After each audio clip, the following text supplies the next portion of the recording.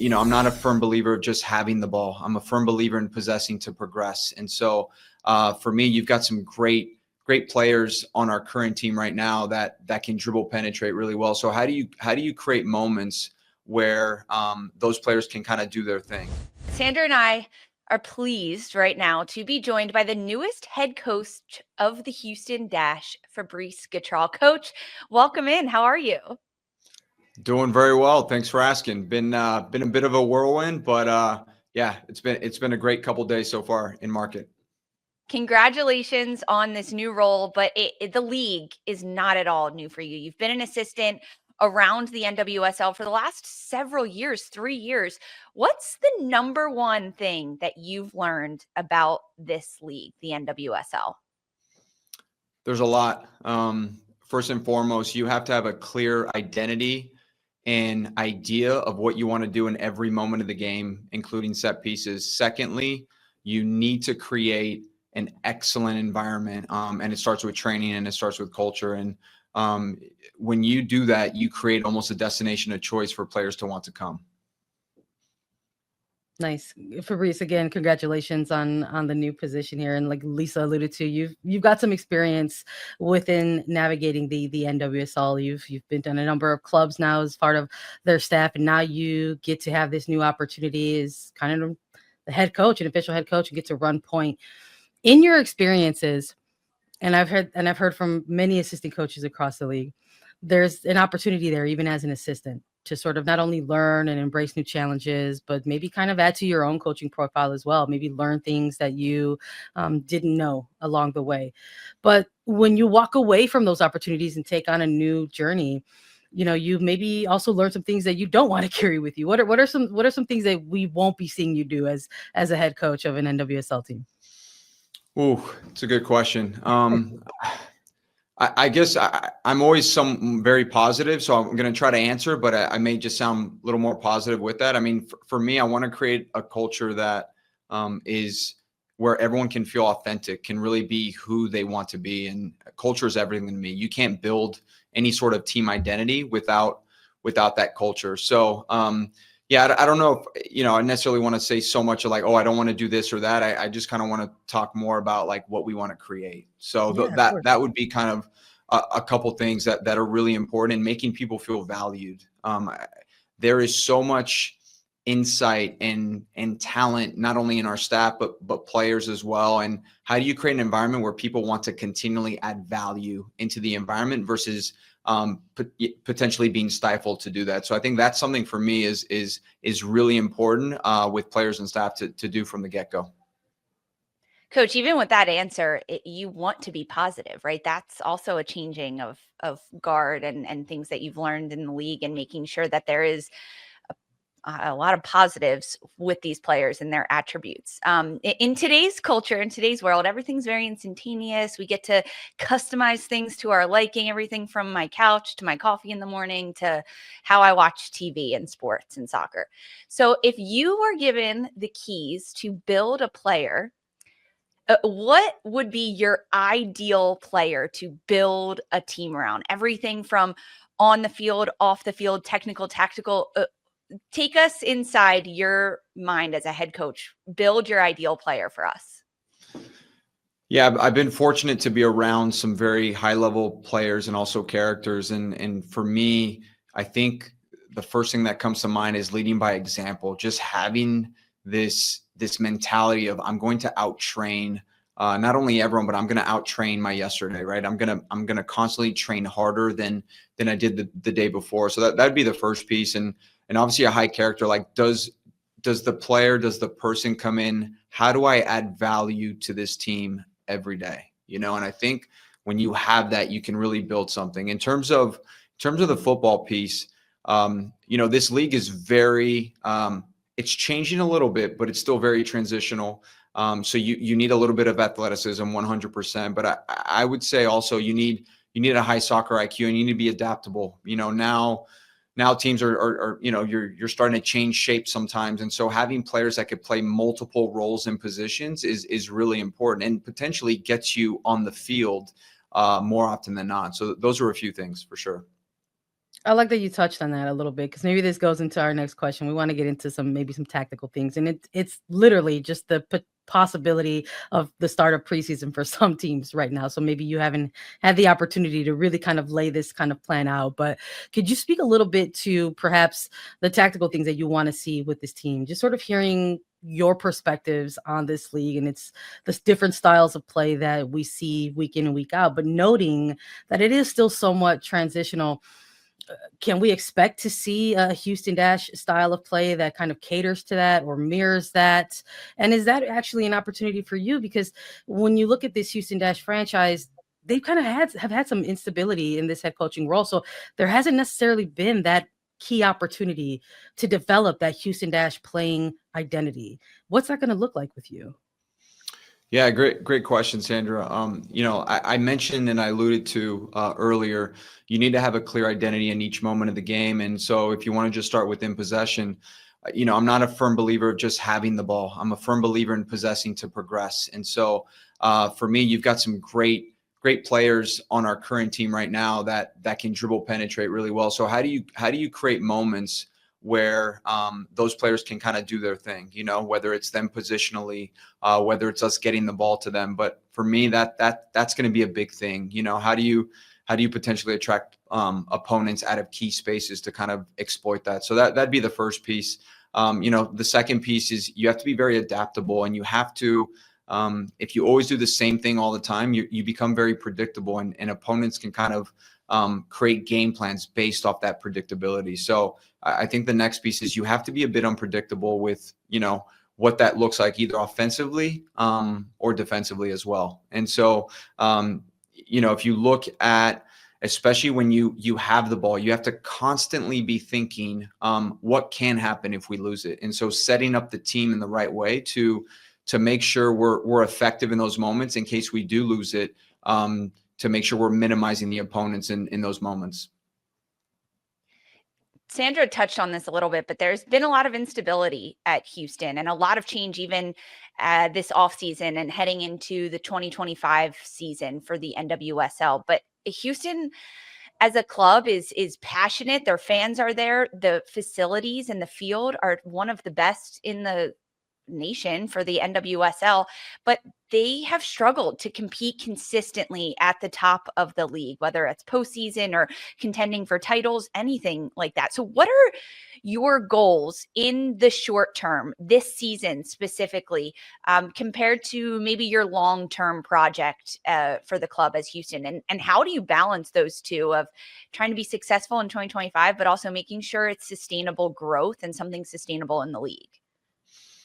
Yeah, I don't really know how else to do that other than creating an elite training environment, because it's easy. We can all have goals. Oh, we want to make playoffs. We don't do this. And those are all true 100%. But for me, one of the things that we're doing right now is planning the offseason or planning the preseason in terms of what that looks like. What does the first day look like? What does the first week look like?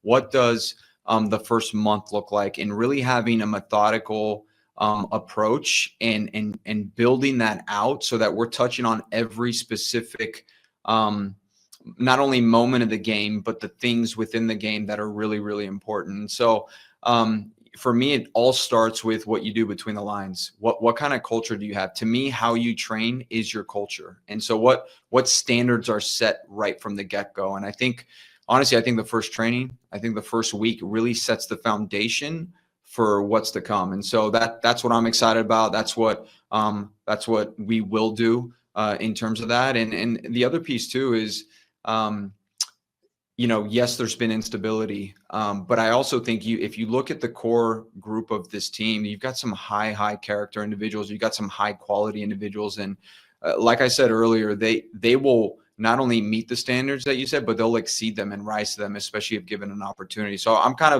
not only excited to kind of implement some of the ideas, I'm also excited to see what kind of leaders evolve. How do people continually improve their off the field, relationships? How do they improve their ability to really take hold of this culture and move it in a positive direction?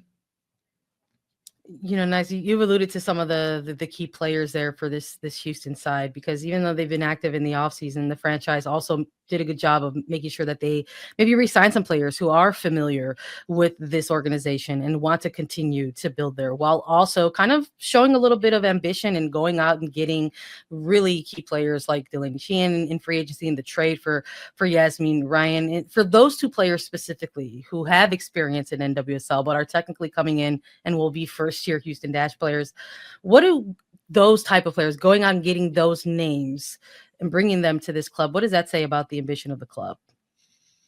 Well, I think it says a lot. It says, obviously it starts with, who they decided to bring in, leader, coach, but also players too. And so we've all seen it, right? We've all seen clubs completely change in a year or 2 years time with just adding a couple pieces. And they're definitely going to be a couple key pieces for us as we move forward. And one thing I really like about both those individuals that you mentioned is they're footballers, and they're very versatile. They can pop in and out of different pockets, and they're very comfortable under pressure. And so for me, very, very excited to work with them and work with the rest of the team as well. Some new signings that you've made, some players coming back, but there's still some time for other signings, for other players to come to Houston. What can fans expect? Any other signings that you're looking at, players you're looking at? We're always great question. I part of me wants to just say no comment, but there is what I'll say is what I'll say is there's a lot of work that's being done behind the scenes, and there's always conversations. And at the end of the day, we always want to make this team as competitive as it can be, and it starts with player recruitment. And obviously, I have full confidence in the collaboration and what's been done behind the scenes in terms of the players that we've brought in, and also who will potentially bring in. We'll see. Well, for some of the players that you have now, I appreciate the way you took that question. It's like you want to fire up your fan base, but you just got here. You don't want to break any rules either. I respect it. But as far as maybe taking a step back and going back to some of those players that I touched on, who are still with the club, maybe weren't these free agent signings or trades that took place over this offseason. I'm thinking of, players, Elisa Chapman or, Michelle Alozia. And, I think even there might be there's an opportunity here for you to coach Kitty Lindigan. I think, you had some time with her in Chicago. There's a group of players here that find themselves NWSL veterans at this point. And they're also NWSL veterans who find themselves have found themselves in a franchise where they've kind of maybe had to carry some emotional loads with them when it comes to navigating some of these seasons. So is getting into the mix here, would you say that there's more emphasis on maybe providing the stability during this preseason, or is it going to be more about just like, here I am and let's jump into these tactics? Yeah, good question. There's a couple of things. First, you need to build trust, right? But building trust is also how you train, right? Or how the competitive environment you want to create. And so I know even the players that you mentioned, some of the other veterans, like they want to be challenged. They want to be pushed. They also want to be heard and listened to. And so I think you need to have the approach of empathy and really listening and understanding who they are, where they come from, and how they can add value to this team. So I think that's the first piece. But I also think the second piece is, every elite level player, every player that's been in this league for a long time, one thing I've noticed, there's been a consistent kind of outlook is they want to be challenged. They want to be pushed. If you have information, or if the staff has information that's going to help them, they want that, And so that's something that I'm really excited about, because, especially from what I know and the conversations I've had, there's a really high character group within this team. So definitely excited to hit the ground running on both fronts. We're excited to watch it and see what comes this year, maybe even see what other signings Houston makes. We're keeping our eye out. But what happens at Houston and how you attract players is a lot going to stem from the reputation, what the players talk about, what is visible, the style of play on the pitch, and the outcomes that are made, right? Wins, losses, titles. It's a draw for players to go to a club. But with the elimination of a draft, with players and free agency, reputation's everything. That's how you get players to come to your club. So I'm going to give you a chance to give us a tagline here, right? Outside of everything that we see when we're watching this club this year and the style of play and what we hear, but what is the tagline that you want to give Houston Dash under you? Fabrice Gautrat is the new head coach. Yeah, I'd say a couple things, I don't think anything necessarily happens by chance. And what I mean by that is if you actually do a deep dive into potential players that I've coached or staff that I've worked with, I think you'll see kind of a silver lining. You'll see like a consistent trend. And so for me, I'm a developer of talent, but also not only if the talent's there, how do we tap into more? How do we add more value? How do we not change you, but how do we make you that much better? And that's always been my MO. This is a place where you're going to get better. You're going to get challenged.